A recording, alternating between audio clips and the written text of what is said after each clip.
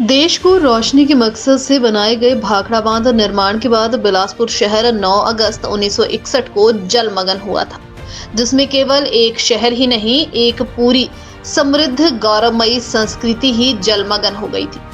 कहलूर रियासत के राजाओं के महलों के साथ साथ शिखर शैली के 99 ऐतिहासिक मंदिरों ने भी इस दौरान जल समाधि ली थी। वहीं लोगों के घर बार, स्कूल, कॉलेज, दर्जनों बाग बगीचे, सब कुछ सतलुज नदी में बदलते स्वरूप गोविंद सागर झील में डूबता चला गया और अपनी यादें छोड़ता चला गया था।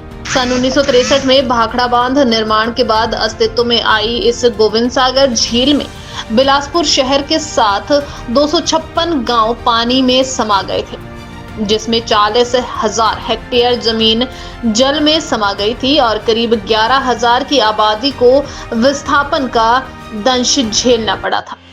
वहीं हालात इस कदर है कि 62 वर्षों के बाद भी प्रदेश की विभिन्न सरकारों से आज तक लगभग 350 भाखड़ा विस्थापितों का पुनर्वास तक नहीं हो पाया है। विस्थापन के बदले में लोगों को नए बिलासपुर शहर में बसाया गया, जहां विस्थापित परिवारों को छोटे छोटे प्लाट आवंटित किए गए। वहीं भाखड़ा विस्थापित परिवारों के सदस्यों ने केंद्र व प्रदेश सरकार से विस्थापित परिवारों को सही तरीके से बसाने की अपील करते हुए कुछ नए सेक्टरों का निर्माण करने व विशेष पैकेज दिए जाने की मांग की है। उज्जवल हिमाचल के लिए बिलासपुर से सुरेंद्र जम्वाल की रिपोर्ट। ये समय जो है वो समय है जब आज से ठीक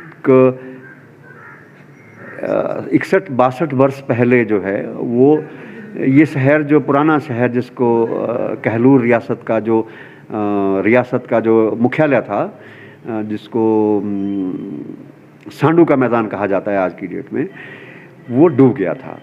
तो इतने वर्ष बीत जाने के बाद भी आज लोग अपने बसाव के लिए छटपटा रहे हैं, तड़फ रहे हैं।